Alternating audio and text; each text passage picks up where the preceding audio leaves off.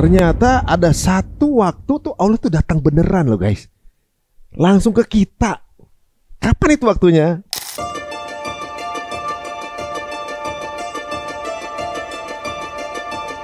Itulah kenikmatan berhaji ketika kita kembali menjadi hamba Allah Subhanahu wa Ta'ala.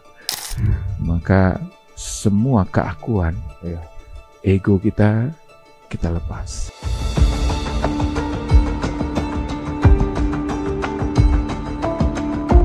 Maka hati-hati ketika berhaji yang itu masih menempel. Maka perjalanan itu menjadi perjalanan kering. Karena Allah Subhanahu wa Ta'ala tidak mungkin kita temui dengan status tinggi kita.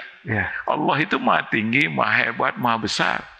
Nggak mungkin kita akan datang kepada Allah dengan kesombongan, dengan keakuan. Nggak ketemu.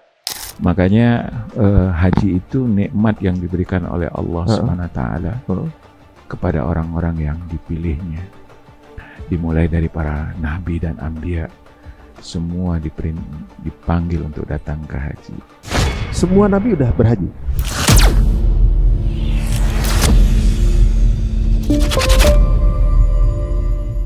Oke, langsung aja sekarang kita akan ngobrol di sini Cerita Untung. Tentunya ngobrolin kenapa sih orang itu harus haji bersama guru kita Ustadz Hatta. Assalamualaikum warahmatullahi wabarakatuh. Waalaikumsalam warahmatullahi wabarakatuh. Masya Allah. Ini alhamdulillah akhirnya Ustadz bisa datang juga ke sini setelah bertahun-tahun.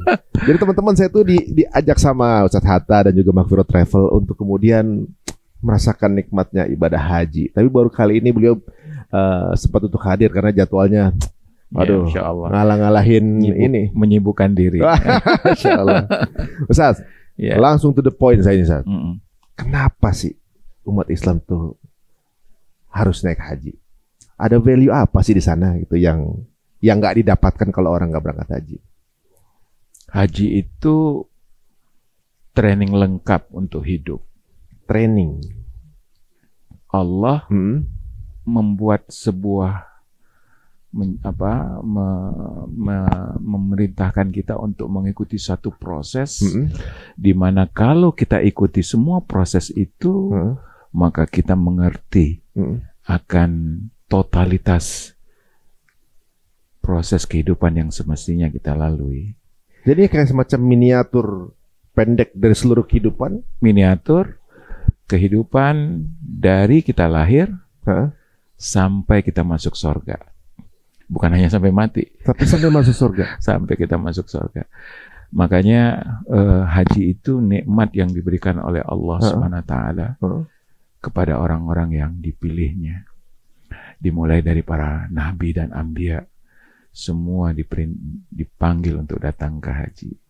Semua nabi udah berhaji? Nabi Isa belum.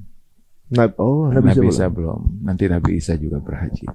Jadi Rasulullah SAW dalam perjalanan ke Mekah berhenti di beberapa tempat dan Rasulullah bertanya kepada para sahabat, nama apa tempat ini? Wadi apa ini? Lembah apa ini?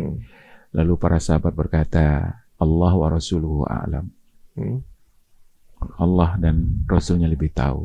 Lalu Rasulullah menyebut nama tempat itu sebagaimana yang diketahui oleh para sahabat. Tapi Rasulullah mengatakan, aku melihat Yunus bin Matta, Nabi Yunus. Beliau naik onta, mulabbian, mengucapkan talbiyah, labbaik Allahumma labbaik. Di tempat yang lain Rasulullah juga menyatakan yang seperti yang sama, dan Rasulullah mengatakan, aku melihat Musa yang naik onta, mulabbian. Jadi ternyata perjalanan ini perjalanan yang telah dilakukan oleh para nabi. Oleh sebab itulah kenapa kita juga meneladani para nabi, mengikuti sebuah proses training lengkap dari Allah Subhanahu wa Ta'ala. Bagaimana semestinya kita menyusun kehidupan kita untuk mendapatkan kebahagiaan dunia, keberkahan dunia, dan endingnya adalah masuk surga Allah Subhanahu wa Ta'ala. Apa sudah dipastikan yang berangkat haji pasti masuk surga? Tergantung. Hajinya haji beneran atau kata Umar bin Khattab 14 sahabat yang lalu, al-hajju qalil warraqbu katsir. Yang benar-benar haji itu sedikit, yang turis banyak. Jangan sampai kejebak nih. Iya, ini 14 abu. Rokbu itu artinya rakib, yang cuman datang menunggangin onta untuk sampai ke satu tempat, lalu ya itu tadi. Kalau bahasa sederhananya sekarang cuman cuci mata atau kepentingan-kepentingan duniawi. Nah, makanya memang haji itu perjalanan spiritual. Maka pemahaman haji secara spiritual, secara hati, itu harus lebih kuat dari sekedar ritualnya saja. Tapi kita lupa makna-makna yang semestinya kita pahami dalam setiap langkah dari perjalanan itu.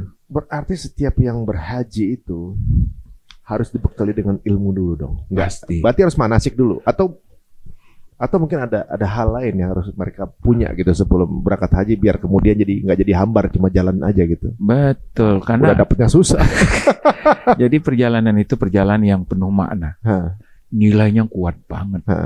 Bagaimana kita diperintahkan melakukan semua yang pernah dilakukan Ibrahim alaihissalam dan dilakukan oleh Rasulullah sallallahu alaihi wasallam.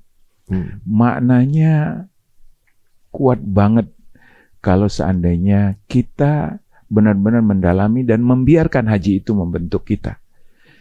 Jadi ada kekuatan dahsyat dalam haji itu. Dia akan membentuk karakter mental yang semestinya terwujud dengan proses haji.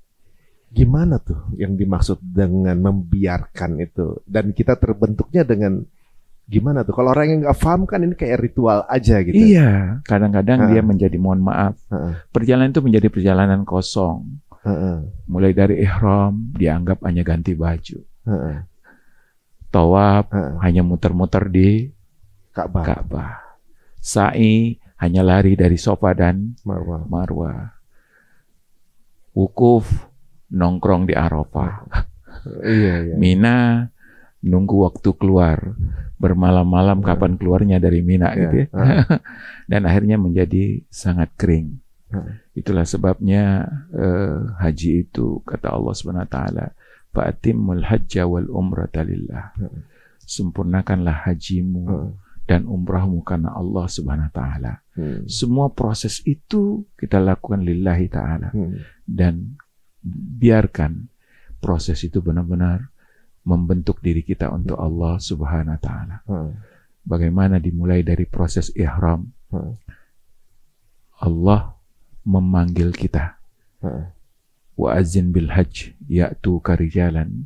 Teriakkan kepada manusia untuk datang, dan lalu kita datang.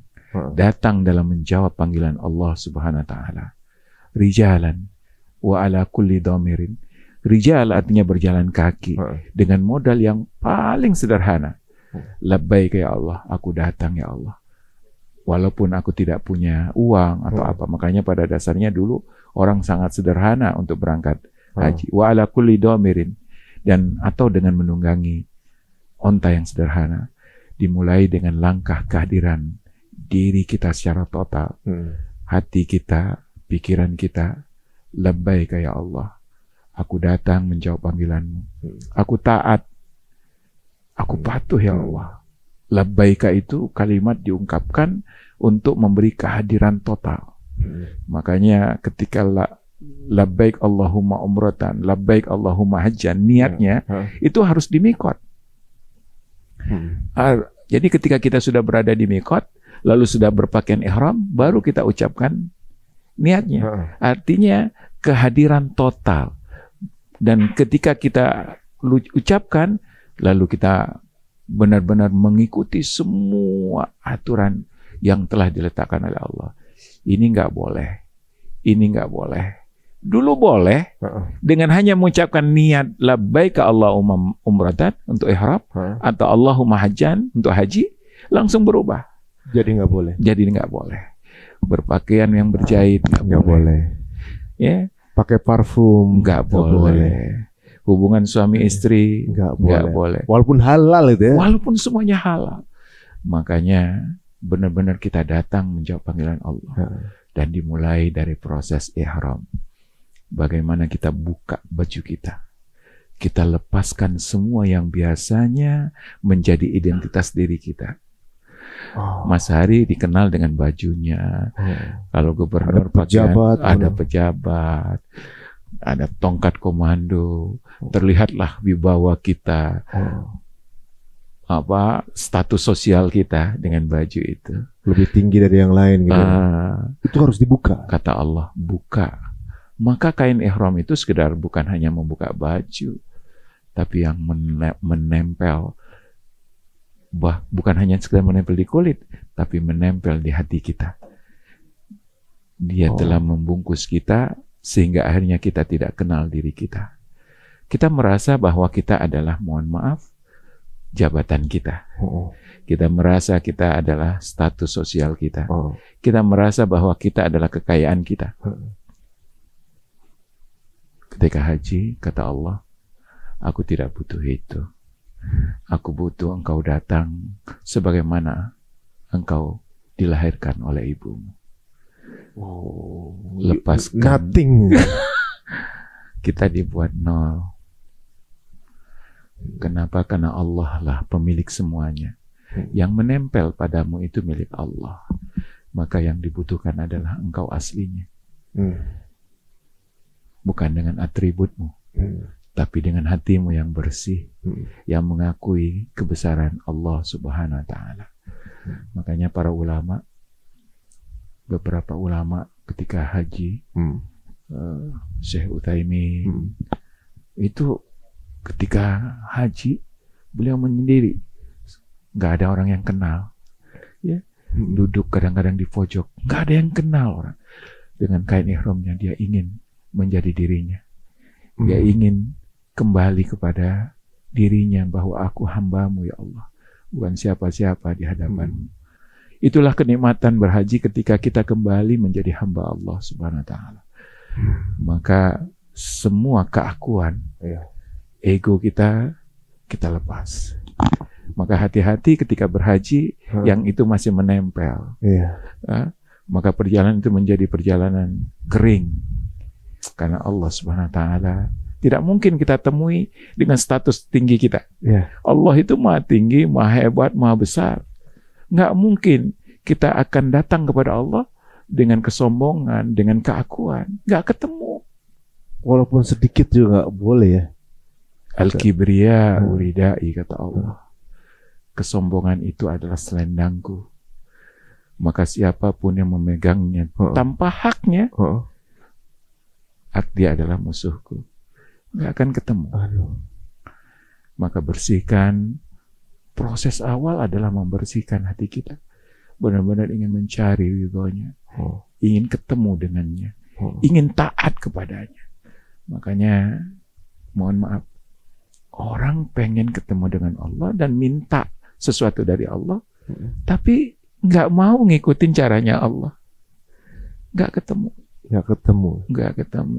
Dan ketika kita telah berihram, kita ucapkan labbaik Allahumma labbaik, labbaik la syarika laka labbaik, innal hamda wan ni'mata laka wal mulk. Perhatikan, luar biasa.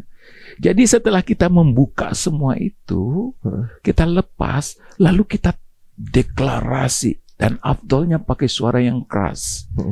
Kata Rasulullah SAW bahwa afdol talbiyah itu ketika suara itu kita ucapkan dengan keras, supaya seluruh bagian daripada tubuh kita mendengar deklarasi ini. Apa deklarasinya? Labbaik Allahumma labbaik. Aku datang, aku taat, aku patuh, aku tunduk kepadamu ya Allah. Innal hamda, segala pujian yang pernah menempel kepada aku. Kamu sukses, kamu hebat, kamu pintar, kamu jago, semua laka, bukan milikku ya Allah, milikmu. Dan apapun yang dipuji ini karena satu sebab, yaitu nikmat. Kita deklarasikan, nikmat apapun yang ada padaku bukan milikku, tapi milik Allah. Dan yang terakhir, kekuasaan. 3 sebab manusia merasa aku. Apa tuh? Ya tadi, Ketika dipuji, akunya keluar. Bener juga. Jadi talbiyah itu adalah kesombongan yang kita lepaskan dan kita berikan yang pantas cuma Allah. Semua sebab ego kita muncul. Iya, apa aja tadi? Pujian, nikmat, kekayaan, jabatan, semua. Dan yang terakhir kekuasaan. Wa ni'mata laka wal mulk. Semuanya bukan milik. Maka itu deklarasi nol. I am nothing. Labai kalasari kelala. Innal hamda, pujian, nikmat dan juga kekuasaan itu punyamu semua. Karena yang kita sombong itu di tiga ini. Masya Allah, baru saya ini akhirnya nemu sesuatu yang dalam juga dari talbiyah ini. Makanya kalau kita paham talbiyah, haji berubah pulang haji. Yang jadi masalah kita teriak-teriak, nggak paham. Tapi kita nggak paham ngomong apa kita. Ya. Apa yang kita banggain? Pujian bukan milik kita. Dan sebab yang membuat orang memuji yaitu nikmat. Itu juga bukan milik kita. Ya. Kekuasaan yang kita pegang bukan juga. Indonesia akan benar kalau paham talbiyah aja. Jadi kalau talbiyah dijalankan oleh semua orang dengan profesi masing-masing, maka Masya Allah luar biasa. Bahkan luar biasa. Luar biasa. Makanya haji itu benar-benar merubah training ya, benar. Training. Jadi kalau pemimpin paham makna dari talbiyah, maka tentu dia akan sangat amanah pasti. Dia baru pertama aja. Dia tahu bahwa apapun yang diberikan Allah itu amanah. Ya. Kalau itu berbentuk kekuasaan, itu Allah berikan sebagian kekuasaannya kepada kita. Ya. Dan ini kekuasaan ini milik Allah. Dan nanti ketika hari kiamat mutlak milik Allah. Jadi nggak ada lagi yang berkuasa. Kalau hari ini dikasih kita sedikit-sedikit. Mulai dari kita, Mas Hari, kepala rumah tangga. Iya. Penguasa rumah, itu kan. Iya. Kemudian RT, RW, lurah, sampai perusahaan. Jadi semua yang kita pimpin itu kan kita berarti kan di dunia tugasnya memimpin.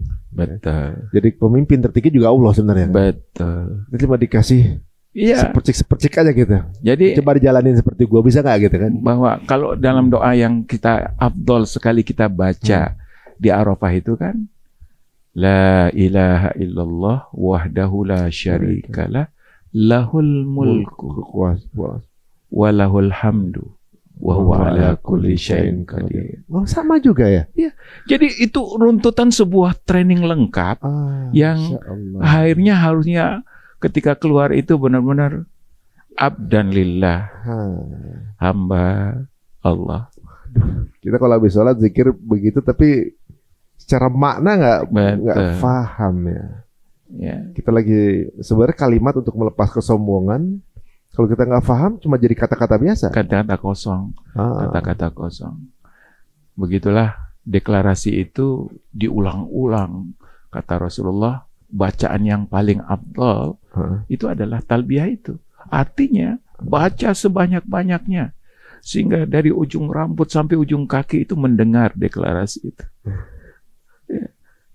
Karena apa yang kita katakan semestinya pertama kali untuk diri kita. Diulang-ulang semuanya semakin sadar. Dan ketika mulai ketemu tawaf, maka kita menemukan poros di mana harusnya kita beredar, daerah orbitnya. Maka tawaf itu adalah orientasi hidup. Ketika kita hanya berporos kepada Allah, itulah makna daripada la ilaha illallah. Tiada Tuhan selain Allah, tiada yang kutuju selain daripada Allah, tiada yang kuharapkan selain daripada Allah. Dan kita pun berputar mengelilinginya dengan putaran ke dalam. Putarannya ke dalam. Ke kiri itu putaran ke dalam. Kalau kanan putaran keluar. Oh iya, kayak ini ya, keran ya. Skrup. Maka semakin ke dalam semakin ketemu dengan sang bahwa pemiliknya. harusnya begitu. Ya. Jadi kita muter masuk sebenarnya adalah proses makin mendekat. Mendekat. Ini menarik antum bilang tadi kalau kita berputar-putar dengan porosnya itu Allah ya. Saya sempat berpikir kita nih hidup dengan profesi yang beda-beda Ustaz ya kan. Ya. Misalnya kalau dia profesinya mungkin seorang ilmuwan misalnya, atau pekerja pegawai misalnya ilmuwan lah contohnya. Pagi berangkat dari rumah berangkat ke lab percobaan, terus kemudian ke tempat dia praktek segala macam, malam pulang kerja lagi. Besok ngelakuin itu lagi. Ya. Jadi orang akan berputar-putar dengan keahlian hidupnya dia itu aja. Betul. Dan hidup cuma diulang-ulang doang, diputar-putar itu doang. Jadi semua orang berputar-putar. Semua orang mengelilingi porosnya. Sesuatu yang paling sering kita. Makanya hati-hati. Sebenarnya yang sedang kita puterin itu apa? Ya Allah. Kalau kita berporos pada sesuatu yang tidak kekal, berporos kepada sesuatu yang mohon maaf makhluk, maka habis kita. Selesai kita. Kita akan berada pada hal yang sangat fana, dan akhirnya ketika kita mati kita tidak lagi menemukan. Tahu nggak, Mas Hari? Kita itu makhluk yang diciptakan oleh Allah dengan ruhnya. Ruh itu kekal. Jasad kita ini yang akan hancur. Maka kita butuh bekal dua. Apa tuh? Bekal yang fana dan bekal yang kekal. Perjalanannya akan sampai ke surga. Maka kita butuh bekal yang kekal. Dan bekal yang kekal itu adalah iman. Bekal yang kekal itu adalah ketika kita berorientasi untuk akhirat. Maka haji, Allah benar-benar melatih kita itu. Hidup ini bukan untuk hari ini, tapi hari ini untuk kehidupan panjang. Ini yang salah kadang-kadang orang. Menjadikan hidup itu untuk hari ini. Seolah tujuan utama gitu. Tapi hidup ini mencari bekal untuk hidup yang kekal. Ya. Jadi kadang-kadang orang tuh berputar-putar di kehidupannya, ngabisin waktunya gitu untuk misalnya cari duit gitu ya. Tapi gak ada urusannya sama Allah gitu maksudnya. Ada juga yang nyari duit tapi untuk dakwah, untuk Allah kan banyak. Nah, jadi begini. Dunia ini tempat cari bekal. Maka carilah sebanyak-banyaknya. Dunia ini bukan untuk ngabisin bekal. Bukan buat ngabisin di sini juga ya. Bukan buat dihabisin di sini. Betul. Jadi cari sebanyak-banyaknya, itu kan rumusnya itu wabtaghi fima ataqallah daral akhirata wala tansa nasibaka minad dunya. Wabtaghi, inginkan, harapkan. Usahakan apapun yang kalian inginkan dari apa yang diberikan oleh Allah Subhanahu wa taala kepada. Yang diberikan itu apa? Yang diberikan di dunia ini. Kata Allah, kamu inginkan dari apa yang kuberikan, yang diinginkan jangan yang diberikan lagi. Darul akhirah. Kamu dikasih duit, jangan ingin duit lagi. Ngapain? Karena sudah dapat duit ya? Sudah dapat duitnya. Dari duit ini kamu ingin apa? Kata Allah, inginkan darul akhirah. Kehidupan akhirat. Maka Allah kasih kita kehidupan dunia ini untuk menginginkan akhirat. Nah, yang jadi masalah adalah kita ingin dunia untuk dunia. Iya. Dan kita habiskan dunia untuk dunia. Dikira setelah kematian kita nggak butuh bekal. Padahal dunia ini untuk cari bekal. Makanya konsep di haji itu temukan orientasi tujuan daripada hidup. Lalu setelah ketemu pindah ke sa'i. Ini challenge baru lagi. Iya. Orientasi sa'i adalah orientasi bagaimana mencari kekayaan, mencari dunia untuk bekal akhirat. Ininya analoginya itu buat dunia kalau di sa'i. Makanya simbolnya mondar-mandir. Jadi profesi Mas Hari misalnya artis atau apapun kan manusia banyak dan profesi itu kan banyak. Tetapi tahu nggak? Semua profesi itu cuman bisa dibagi jadi dua. Iya. Ya. Dua kelompok. Iya. Yang kelompok pertama, a'ta wattaqa wasaddaqa bil husna. Oh, surat ini dong. Wailaili. A'ta wattaqa wasaddaqa bil husna. Yang berikutnya apa? Fa amma man a'ta wattaqa wasaddaqa bil husna fasanuyassiruhu lil yusra wa amma man bakhila wastaghna wa kadzdzaba bil husna. Jadi ada dua kelompok. Kelompok a'ta wattaqa wasaddaqa bil husna. Dia cari duit untuk a'ta. Atau memberi, berbagi. Ya. Dia cari duit untuk berbagi. Wattaqa, dia banyak berbuat untuk akhiratnya, berbagi untuk akhiratnya, tapi wattaqa, dia takut kepada Allah, dia taat, dia berpuasa, dia berzakat, dia itu. Wasaddaqa bil husna, dan dia benarkan semua yang dijanjikan oleh Allah Subhanahu wa taala. Sebaliknya yang kedua, bakhila wastaghna wa kadzdzaba bil husna. Cari duit untuk aku nikmati sendiri, dan aku pengen jadi crazy rich. Iya. Wastaghna kaya ya. Dia tidak butuh, dia merasa aku nggak butuh dengan itu, aku punya duit. Aku bisa beli apapun yang aku beli. Ngapain untuk komitmen taat, patuh kepada yang nggak jelas. Makanya tidak ada komitmen kepada Allah, tidak ada komitmen untuk akhiratnya. Wa kadzdzaba bil husna, dia tidak percaya dengan semua janji Allah Subhanahu wa taala. Sombong udah ya. Nah, maka Allah mudahkan untuk yang sulit.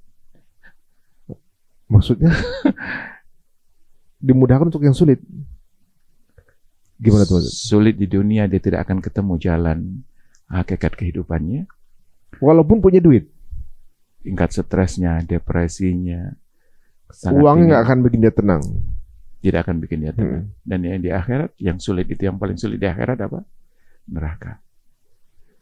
Jadi sebenarnya walaupun mereka kelihatannya kaya raya atau mungkin kelihatannya bisa menikmati dunia gitu tanpa Allah gitu ya, tapi ternyata di balik itu ada kesulitan yang nggak berakhir. Dan dia tidak akan pernah ketemu. Malah dibikin nggak ketemu. Kenapa saya harus begini?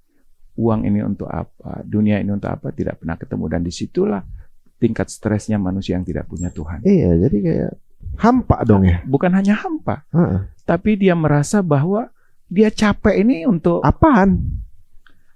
Karena dia tahu akan hilang juga gitu. Betul. Itu sampai bahaya. Kemarin saya nanya teman saya gini, kalau misalnya kamu sama pasangan kamu gitu ya, suatu saat akan berpisah pasti, gitu kan. Siapa yang kira-kira lebih baik meninggal duluan gitu. Kalau saya rasa lebih baik kayak meninggal duluan istri saya. Soalnya kalau saya meninggal duluan nih, usaha kita ini berantakan. Soalnya dia nggak bisa pegang. Jadi walaupun dia meninggal pun dia masih takut perusahaannya hancur. Jadi ibaratnya tujuannya tetap dia kepengen nih perusahaannya jangan sampai hancur. Walaupun dia pada saat itu posisinya sudah meninggal sekalipun. Jadi mendingan dia aja duluan kalau saya. Iya. Biar kantor saya takut rusak. Itulah kenapa manusia itu tidak ada yang siap untuk meninggal. Karena terlalu banyak yang ditinggalkan. Semakin banyak dipunyai buat di dunia, memberatkan untuk pergi. Karena saling mencintainya. Dan Rasulullah SAW dan para sahabat, Bilal misalnya, ketika meninggal, marhaba, selamat datang untuk malaikat maut. Kenapa? Karena jadi bangun surga itu sekarang, Mas Ari. Bangun surga itu bukan setelah mati. Dan Bilal, sebagaimana yang kita ketahui, hadis Rasulullah bahwa bunyi trompanya terdengar. Jadi langkah-langkah kita sehari-hari itu tadi. Makanya sa'i itu simbolnya. Sedang membangun akhirat atau sedang membangun dunia. Hanya dua itu manusia. Makanya mondar-mandirnya sedang membangun akhirat atau sedang membangun dunia. Kalau a'ta wattaqa wa saddaqa bil husna sedang membangun akhirat. Kesibukannya banyak untuk itu. Walau terlihatnya pun dunia. Makanya sahabat itu para kaya, Abu Bakar kaya raya, Umar kaya raya. Terlihat menang di dunia padahal lagi bangun akhirat. Di dunia menang, di akhiratnya. Jadi Umar bin Khattab itu dibilang oleh Rasulullah setelah pulang Isra dan Mi'raj. Ditanya oleh Rasulullah SAW bercerita tentang perjalanannya. Saya melihat istana, wahai Umar. Istana dari emas. Dan ketika aku tanya siapa pemiliknya, dikatakan Umar bin Khattab. Itu paling tidak 25 tahun, 30 tahun sebelum Umar meninggal. Sudah ada ininya, sudah punya kapling. Bukan punya kapling, sudah ada bangunannya. Kapan bangunnya? Ya sekarang. Maka simbol sa'i itu. Siapa yang membangun dunianya dan siapa yang membangun akhiratnya. Kalau a'ta wattaqa saddaqa bil husna, dia investasikan semua yang dia miliki untuk akhiratnya. Lalu dia investasikan hidupnya untuk taat dan patuh kepada Allah. Jadi kan kita dan apa yang kita miliki. Kenapa? Karena kita beriman dengan apapun yang dijanjikan oleh Allah. Maka Allah mudahkan untuk yang mudah, yaitu surga. Mudah di dunia dan mudah di akhirat. Tapi bagi orang yang hanya mencari dunia, dia akan bakhil. Ini milikku. Nggak bagi-bagi udah. Nggak ada urusan dengan Anda. Dipikir dia dapat sendiri. Betul. Lalu wastaghna, dia merasa cukup dengan dunia. Dan dia merasa bahwa dunia ini sudah dia miliki. Ultimate dream-nya dia nggak punya harapan lain di luar ini. Betul. Dan akhirnya itu keakibat daripada mendustakan janji Allah SWT. Maka haji itu kalau umroh dimulai dari ihram, tawaf dan sa'i. Maka sebenarnya dengan umroh saja itu sudah ketemu jalan hidup itu. Jadi saya kalau boleh simpulkan sedikit nih, Ustaz, dari tawaf dan sa'i ya. Sa'i itu ibarat life goals. Tawafnya ibarat life purpose. Iya. Jadi kadang-kadang orang profesinya untuk memenangkan dunia, entah mau jadi diplomat, politisi, public figure, atau ibu rumah tangga sekalipun, yang terbaik. Tapi kalau life purpose-nya Allah. Jadi misalnya tiba-tiba dia kepengen banget jadi olahragawan terbaik. Misalnya jadi pemenang misalnya gitu. Tapi dia niatkan kemenangan ini untuk menjadi karena Allah gitu misalnya, supaya mungkin menjadi orang yang kemudian dilihat banyak orang dan dakwahnya bisa sampaikan misalnya. Tapi nggak bisa, dia ternyata nggak jadi juara. Akhirnya dicari profesi lain, mungkin jadi politisi, ternyata sukses. Tapi tujuannya tetap yang itu. Jadi kalau cuma life goals aja nggak dapat ini, bisa stres. Karena bukan tujuan utama sebenarnya. Betul. Keren banget sebenarnya kalau dari sini aja tahu. Jadi ada life goals, ini life purpose. Iya. Keren banget ini. Jadi ketika orang sudah menemukan tujuan hidup, maka usahanya akan terarah untuk apa dia berusaha. Iya. Dan kerennya Pak Ari, bahwa ketika orang kerja itu dengan orientasi tawaf, dengan orientasi Allah, itu performanya, kinerjanya di atas rata-rata. Karena tahu goalsnya apa gitu. Nggak mau yang kaleng-kaleng kalau buat tahu gitu. Figurnya adalah Siti Hajar. Siti Hajar. Kebayang nggak? Bagaimana kinerja Siti Hajar? Bagaimana? Simbol daripada sa'i itu adalah dilakukan oleh seorang wanita yang lemah, yang sedang menyusui anaknya. Kondisi sangat lemah. Lalu dia berlari untuk mencari air. Aku harus survive karena hidup ini adalah nikmat dari Allah. Dalam kondisi yang paling rendah, tidak pernah frustasi. Aku harus survive. Tidak ada istilahnya mengalah dengan keadaan. Terus lalu dia mencari air. Anakku harus ku hidupi, harus ku kasihkan air supaya hidup, harus ku selamatkan. Dia cari air, dia naik ke Bukit Sofa. Dia lihat ternyata ada di Bukit Marwa. Dia turun dan berlari. Turun itu berlari untuk naik ke Bukit Marwa. Sesampainya di Bukit Marwa, dia tidak menemukan air. Frustasi? Ya, enggak. Dia ulang lagi. Diulang lagi terus. Pertanyaan saya, kalau ada orang mengulangi kegagalan dan berkali-kali kita anggap apa? Bodoh orang kamu. Bodoh katanya.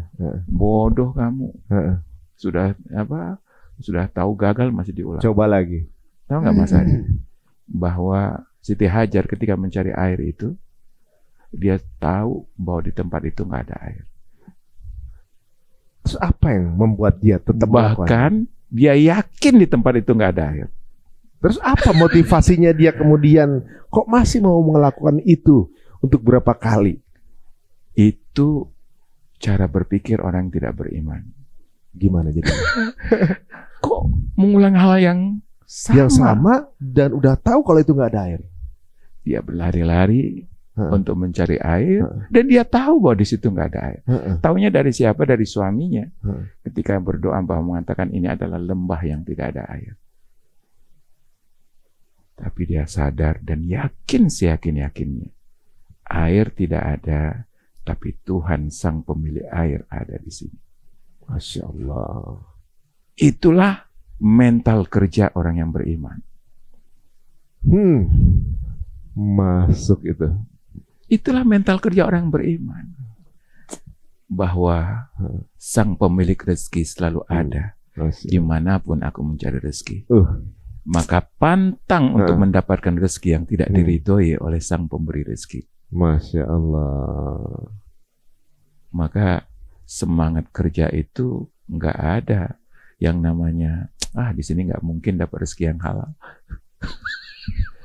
Ini menarik nih guys. Jadi ibaratnya kalau kita dalam posisi lagi mentok ya, lagi mentok, rasa udah dead end, ini kayaknya udah nggak mungkin ini Pak.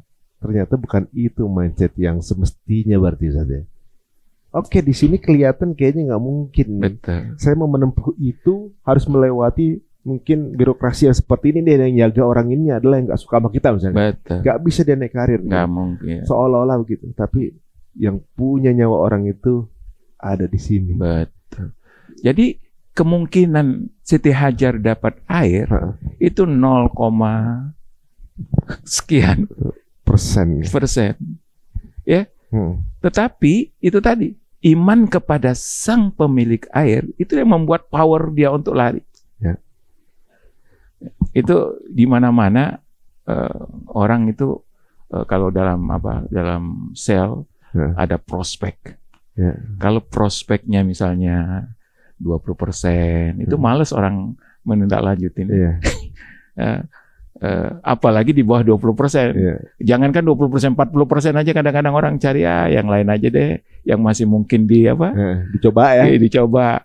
Tapi kebayang nggak kalau prospeknya cuma 0, sekian persen?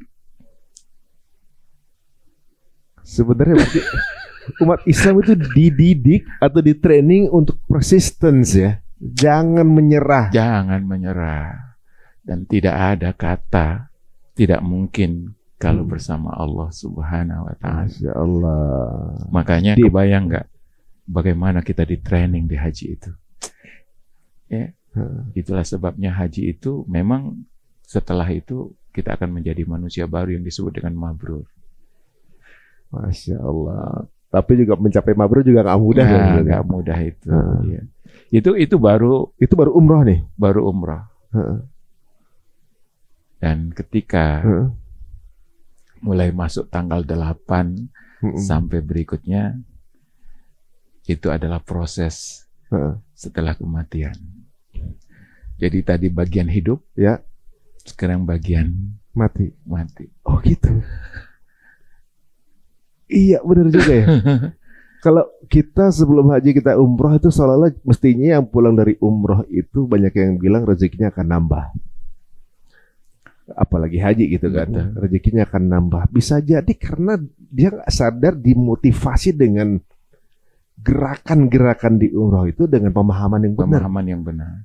Ketika ini aja lewat, cobaan kayak gimana lagi? Betul, ayo gitu. Betul. Nah sekarang Maka haji sampai ke umroh itu motivasi hidup kita akan sangat kuat. Oh. Nah sekarang setelah kita hidup, sebenarnya untuk apa hidup itu? Itu yang membuat kita akan semakin memperbaiki kehidupan kita. Kebayang ya? Dari tanggal proses haji dari tanggal 8 sampai tanggal 12 atau 13. Tanggal 8 kita diminta kembali berihram. Iya. Itu seperti kita mengapani diri kita sendiri. Kembali kita membuka baju. Pada saat ini benar-benar baju yang semua yang menempel itu kita buka untuk siap-siap bertemu dengan Allah. Ya, kita kapani diri kita persis seperti mayat dikapani. Kita buka baju kita sendiri seperti tukang memandikan kita membuka pakaian kita. Kita mandiin diri kita persis seperti tukang mandi memandiin kita. Lalu kita bungkus dengan kain kapan. Kain kapan dipasangin, kalau kain ihram masang sendiri. Astagfirullahaladzim. Ya Allah. Benar-benar bagaimana Allah SWT menyatakan kamu nanti nggak pakai apa-apa. Jam tanganmu yang mahal dilepas, cincin emasmu dilepas, bahkan baju yang nempel pada tubuh dilepas. Dan kalau nggak bisa dilepas, digunting. Sampai sesuatu yang bernuansa kesombongan walaupun nggak ada bentuknya nggak boleh. Contoh kalau saya lihatnya gini, Ustaz. Parfum itu kan yang mahal sama yang murah ketahuan. Betul. Sampai parfumnya status sosial nggak ada. Nggak ada. Nggak ada barang yang nempel, nggak ada, tapi disemprot. Sosialnya langsung beda kan? Itu juga nggak boleh. Allahu Akbar. Balik lagi kita. Jadi kayak ini miniatur, ini belajar mati. Gitu kan Ustaz ya? Betul, miniatur mati. Perjalanan mati. Ya. Kemudian kita ke Mina satu malam. Seakan-akan kita masuk ke kubur satu malam. Dan memang kubur itu kan kata Allah, hatta dzurtumul maqabir. Hatta dzurtumul maqabir. Sampai engkau berziarah ke kubur. Jadi di kubur itu seperti ziarah. Sebentar mampir. Tapi mampirnya juga kan ribuan tahun ya. Iya sih.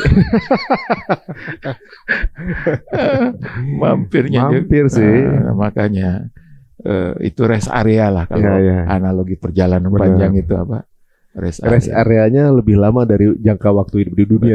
Dan mulailah dari rest area itu kita akan membuka bekal kita. Kalau punya bekal. Kalau nggak punya bekal, kita bingung menjawab pertanyaan-pertanyaan yang begitu banyak. Ya, kamu pernah punya apa? Untuk apa? Dan seterusnya. Dan ini menarik banget. Pertanyaan sederhana, tapi tidak pernah kita pelajari. Apa tuh? Ya itu tadi. Siapa Tuhanmu? Siapa nabimu? Dan apa agamamu? Ini menarik Mas Ari. Kadang-kadang kita ngajarin kepada anak kita semua. Bisa. Kalau bahasa saya, kita ngajarin yang nggak akan ditanya, yang akan ditanya nggak kita ajarin. Kita main-main sama yang penting, kita yang penting main-main. Sama yang penting kita ngajarinnya main-main. Malah kita terlalu nggak yang main-main kita anggap penting. Betul. Ketuker nih. Jadi makanya penting kita tahu kalau punya hidup ini apa yang harus kita ketahui, dan kalau punya anak apa yang harus kita ajarkan. Pertanyaan-pertanyaan itulah yang membuat kita, dan ini pertanyaan nggak bisa dihafal jawabannya. Jadi kalaupun ditalkin tetapi kita tidak melaksanakan dalam hidup nggak bisa. Makanya haji itu benar-benar mengajarkan kepada kita bahwa semua akan ditanya besok tanggal 9 Zulhijjah itu hari Arafah. Ya, hari Arafah itu beda 180 derajat dengan hari mahsyar, padang mahsyar. Kalau padang mahsyar, padang pertanggungjawaban. Kalau padang Arafah, padang pengampunan. Ketika pertanyaan-pertanyaan itu berat, tidak bisa dijawab, maka Allah antar kita ke padang Arafah untuk minta ampun terhadap semua yang berat itu. Supaya nanti di padang mahsyar pertanggungjawabannya menjadi ringan. Karena udah pernah diampuni di situ. Betul. Makanya padang Arafah itu padang yang sangat diharapkan oleh semua orang yang pendosa. Makanya ini menarik. Banyak orang kalau mau berangkat haji itu katanya, saya kadang-kadang, kenapa belum haji? Saya belum siap, masih banyak dosa. Justru sebaliknya, yang dipanggil berhaji itu orang yang punya dosa. Kalau nggak punya dosa nggak usah haji. Benar juga ya. Karena padang Arafah itu padang pengampunan. Maka kalau kita nggak berdosa, kita nggak akan butuh padang Arafah. Tapi tahu nggak siapa orang yang merasa berdosa itu? Orang yang paling taat kepada Allah dan merasa belum sempurna ketaatannya. Jadi orang semakin taat semakin ngerasa kalau banyak dosa. Makanya padang Arafah itu nikmat yang diberikan oleh Allah Subhanahu wa taala bagi orang-orang yang pengen dibersihkan. Masya Allah. Masya Allah. Aduh. Justru jadi sebenarnya jangan kita nunggu sesuatu, nunggu nanti deh kalau udah siap. Belum tentu kita lagi mau siap-siapin udah keburu dipanggil. Betul. Maka kalau punya umur, punya rezeki, nggak ada yang lebih baik rezeki itu kita gunakan untuk membebaskan urusan kita. Dalam perjalanan yang panjang yang tidak pernah kita ngerti sampai kapan. Bebaskan urusan kita. Dan maka ketika kita di Arafah itu, Mas Ari, itu waktu yang paling mahal. Dan Allah mengampuni semua dosa. Bahkan di dalam hadis dikatakan bahwa Allah turun ke langit bumi untuk mendengarkan apa yang diminta oleh orang-orang yang ada di padang Arafah. Dan Allah katakan kepada malaikat, berikan apa yang dia minta. Dan aku ijabah semua permintaannya. Mereka minta diampuni, aku ampuni. Mereka minta memanjatkan doa, aku ijabah doanya. Makanya itu yang tempat yang sangat mustajab untuk berdoa. Kalau dapat kesempatan kita duduk di padang Arafah pada tanggal 9 Zulhijjah, hari Arafah, itu keberkahan. Saya katakan selalu kepada jemaah haji, bisa jadi ini waktu termahal dalam sejarah hidup kita. Dari lahir sampai kita meninggal. Di mana Allah secara khusus mendekatkan diri. Khusus untuk orang yang berada di padang Arafah. Makhluk Allah, alam semesta yang begitu luas. Cuma orang yang terpilihnya yang datang. Ya Allah, ya Rabb. Jadi guys, kalau ada dalam seumur hidup kita, hidup 40 tahun, 30 tahun, cuma satu hari itu ya sebenarnya kita di situ diupayakan untuk berada di tanggal itu, di hari itu, di jam itu. Makanya kalau kita punya rezeki kesempatan itu luar biasa. Makanya saya selalu sampaikan kepada santri-santri saya, berniat dari kecil untuk berhaji, supaya Allah mudahkan. Karena haji itu panggilan, bukan karena mampu duit kita, bukan karena sehat kita, tapi karena panggilan Allah Subhanahu wa taala. Maka kalau kita sungguh-sungguh, Allah akan panggil kita. Allah akan mudahkan kita untuk bisa hadir di padang Arafah, di mana semua dimuliakan oleh Allah untuk didengar, untuk diijabah. Dan ini adalah nikmat yang sangat besar. Nah, makanya kalau kita hadir di padang Arafah, jangan sia-siakan waktunya. Waktunya pendek banget, Mas Ari. Cuma dari zuhur sampai maghrib. Ini waktu paling mahal. Jangan sia-siakan. Bermunajat. Mengakui semua. Dari Arafah itu mengenal. Kita kenal Allah dan kenal diri kita. Betapa besarnya Allah, betapa agungnya Allah, betapa mulianya Allah. dan betapa lemahnya kita. Ya. Ini bikin baper sih sebenarnya kalau ngingetin di situ tuh nggak tahu ya. Kayak memori terrecall lagi ya di momen-momen itu. Kenapa ya? Dan nggak pernah ada rasa apa ya ibaratnya cukup ya. Kalau ngobrolin sama teman-teman, sama istri gitu, kayak ada apa ya? Aduh, ngomongnya takut bereber lagi.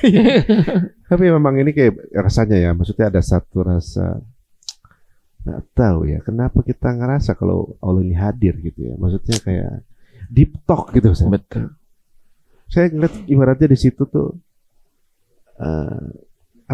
semuanya tuh dengan ramenya orang ketika di momen itu semuanya rame gitu, penuh dan ruangan juga lumayan noisy gitu, berisik gitu. Tapi kita kayak deep talk gitu. Iya. Kita kayak sendirian aja gitu rasanya tuh. Kenapa tuh? Dan jadi, memang harus begitu. Harus begitu. Jadi kayak udah nggak tahu di kanan kiri udah nggak. Kenapa itu? Padang mahsyar itu nafsi-nafsi. Padang Arafah juga demikian. Astagfirullah. Kita minta begitu, kepada Allah. Karena kita akan berhadapan dengan Allah furoda masing-masing sendiri-sendiri. Maka itu yang selalu sampaikan, jangan peduliin kiri kanan kita yang sibuk. Kita sedang berhadapan dengan Allah dan mintalah kepadanya permintaan-permintaan yang paling berharga, yaitu untuk keselamatan kita dari api neraka. Kita dijauhkan dari surga Allah Subhanahu wa taala. Aduh guys, jadi kalau punya kesempatan selagi masih bernafas, mungkin kalau secara kemampuan gitu masih merasa wah kayaknya masih jauh, jangan juga Allah tuh bisa dengan cara yang nggak diduga ya Ustaz ya. Iya, betul. Jadi upayakan untuk meniatkan berada di tanggal di 9 Juli, 9 itu di tempat itu minimal. Itu baru minimal. Jadi kalau misalnya rezeki lebih pasti kan kita satu rangkaian itu Ustaz ya. Betul. Tapi minimal di tanggal itu. Ada juga nggak Ustaz yang orang udah ngikutin semua prosesnya, semua ritualnya, semua kewajibannya untuk membayar, untuk mengikuti itu. Tapi tanggal 9 justru dia nggak bisa ke situ. Ada nggak? Ada yang meninggal sebelumnya, atau sakit. Tapi sakit ada yang disebut dengan wukuf safari itu. Dibawa pakai mobil, masuk, lalu keluar, gitu. Tapi intinya sebenarnya adalah ketika kita berada di situ, kita benar-benar memaknai dan semua yang kita usahakan, kita niatkan ya Allah, mudah-mudahan bisa hadir pada panggilanmu. Jadi panggilan Allah itu ada dua. Panggilan sukarela dijawab, panggilan terpaksa dijawab. Maksudnya? Sukarela artinya kita penuh kesadaran menjawabnya. Seperti panggilan sholat, panggilan berhaji. Panggilan berhaji ini termasuk panggilan sukarela. Kita jawab. Dan ketika dipanggil dengan sukarela, dipanggil oleh Allah, kita jawab dengan sukarela. Luar biasa kalau panggilan haji ini kita jawab dengan sukarela. Mudah-mudahan ketika panggilan terpaksa, yaitu mati, kita sudah pernah dipanggil dan menjawab dengan sukarela. Ya Allah. Panggilan terpaksa itu kematian. Siap nggak siap? Siap nggak siap. Allahu Akbar. Makanya sebelum dipanggil dengan dipaksa, jawablah panggilan-panggilan dengan sukarela. Allah. Panggilan sholat, panggilan untuk taat, panggilan untuk zakat, panggilan untuk puasa, termasuk panggilan untuk berhaji. Masya Allah. Jadi kalau dipikir bahwa ternyata surga itu diciptakan untuk yang mau ya, bukan yang mampu, untuk yang mau. Gitu. Betul. Jadi banyak juga yang mampu naik haji, tapi belum mau spend gitu. Betul. Tapi banyak yang belum mampu, tapi mau untuk naik haji. Betul. Itu sudah dapat pahalanya kan? Kalau dia sudah niat dan kalau dia sudah melangkah, lalu Allah panggil, dia sudah dapat pahalanya. Apa yang dimaksud melangkah? Artinya dia sudah mulai daftar. Bukan hanya daftar, mungkin nabung. Ya. Apalagi sudah daftar, apalagi sudah berangkat. Kalau sudah berangkat itu luar biasa. Jadi ada keutamaan, Mas Hari, orang-orang yang sudah pergi melaksanakan ibadah haji, lalu dia meninggal di perjalanan. Dalam hadis dikatakan ada orang-orang yang di padang mahsyar ketika bangkit itu mulabbian.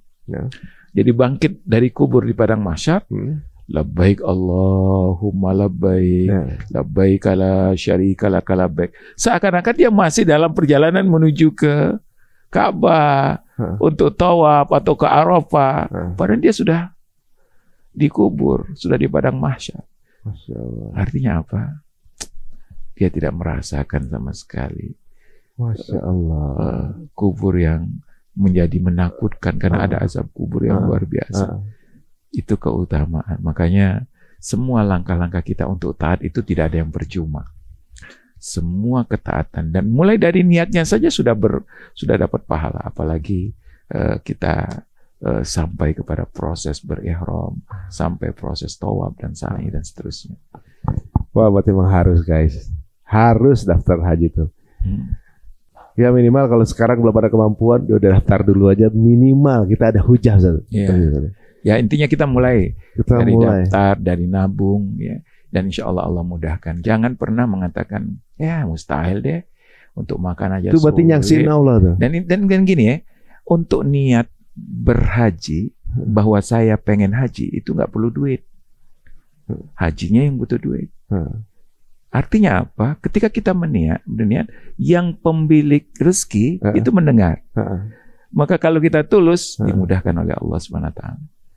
Jadi saya menemui orang-orang, kebayang nggak? Tukang bersihin makam. Tukang bersihin makam, yang ngerapiin makam di pemakaman umum. Dia bisa berhaji dengan haji plus lagi. Yang boro-boro terbayangkan ya. Mungkin mimpi juga enggak ya. Tapi begitulah Allah. Allah itu memberikan haji bukan kepada orang yang mampu saja, tapi orang yang dimampukan oleh Allah. Masya Allah. Guys, ini jadi kalau kita lihat ya, ini pentingnya teman-teman ikutan manasik ya sama Ustadz nih. Walaupun belum tahu, misalnya belum tahu kapan haji, manasik aja boleh nggak? Manasik itu artinya kita niat. Belajar itu artinya kita sudah mulai langkah awal mempersiapkan itu. Dan haji itu memang saya sampaikan kepada jemaah-jemaah kami. Mabrur itu dimulai daripada manasik. Kalau persiapannya sudah bagus, maka langkah-langkah berikutnya akan menjadi mudah. Dan mohon maaf, banyak orang yang gagal dalam tanda petik menurut persepsi manusia untuk mabrur itu gara-gara nggak manasik. Bahkan ada orang yang ngomong gini, gara-gara nggak ikut manasik dia emosinya tinggi, marah-marah kan. Ketika marah-marah kita ingatkan, Pak, jaga kemabrurannya, jaga kemabrurannya. Dia jawab apa? Mabrur, peduli amat. Dia lupa bahwa haji itu sebenarnya targetnya adalah apa? Iya, mabrur. Nah, itulah pentingnya manasik haji, belajar dulu. Jadi ada 3 hal yang penting sekali sebelum berangkat haji itu. Apa tuh? Yang pertama adalah berbekal takwa, bukan berbekal duit. Kalau duit sudah diurus oleh pemerintah dengan ONH segala macam gitu. Tapi bekal yang sangat lupa itu kadang-kadang bekal takwa. Wa tazawwadu fa inna khairaz zadi taqwa. Berbekalah kamu dan sesungguhnya sebaik-baik bekal itu adalah takwa. Ini ayat tentang haji ini. Artinya bagaimana kebesaran Allah itu ada pada hati kita. Sehingga ketika perjalanan itu kita lalui, yang terlihat adalah kebesaran Allah. Bukan simbol-simbol yang menurut kacamata kita sederhana sekali, seperti Ka'bah itu sederhana sekali, kotak hitam. Tapi ketika dilihat dengan takwa itu menjadi sangat mulia dan sangat agung. Yang kedua, belajar fikihnya, tata caranya dengan benar.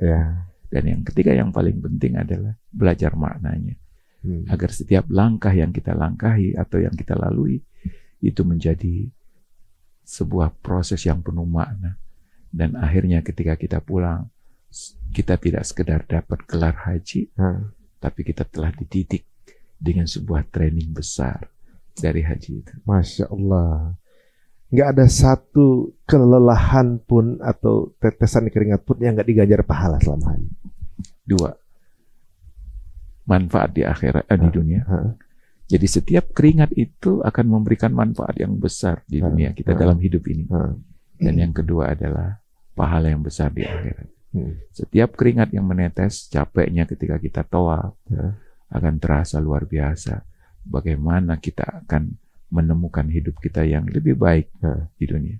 Dan yang kedua, pahala yang besar sekali di akhirat. Masya Allah. Guys, ini versi singkatnya. Gimana kalau kita ikut manasik? Ini pasti deep banget, pasti baper banget. Tadi ini recommended ya. Dan saya ingat waktu sama istri saya gitu ya, gimana istri saya tuh mandi air mata waktu kegiatan manasik. Dan ketika ada di Arafah ini saya rekomen buat teman-teman semua untuk bisa ngerasain ini. Kita akan menjadi, insya Allah akan memandang sesuatu menjadi berbeda saja. Mudah-mudahan kita merasakan bagaimana rasanya ini proses-proses untuk ketemu Allah juga. Masya Allah.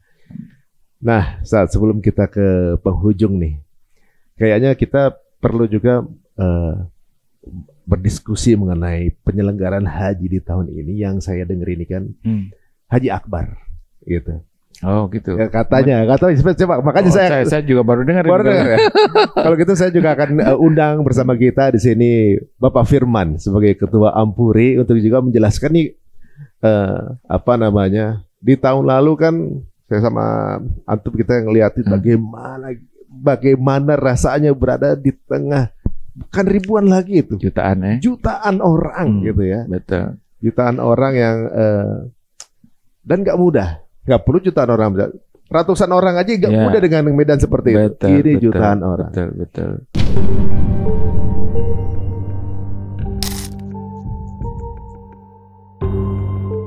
Perjalanan hajinya dengan visa tidak mestinya. Dan itu terjadi. Alhamdulillah sekarang ini banyak diketemukan dan sudah kita dilakukan penanganan serius di bandar-bandar embarkasi khususnya Jakarta, Soekarno-Hatta. Banyak ditangkap. Tidak ada kesempatan haji.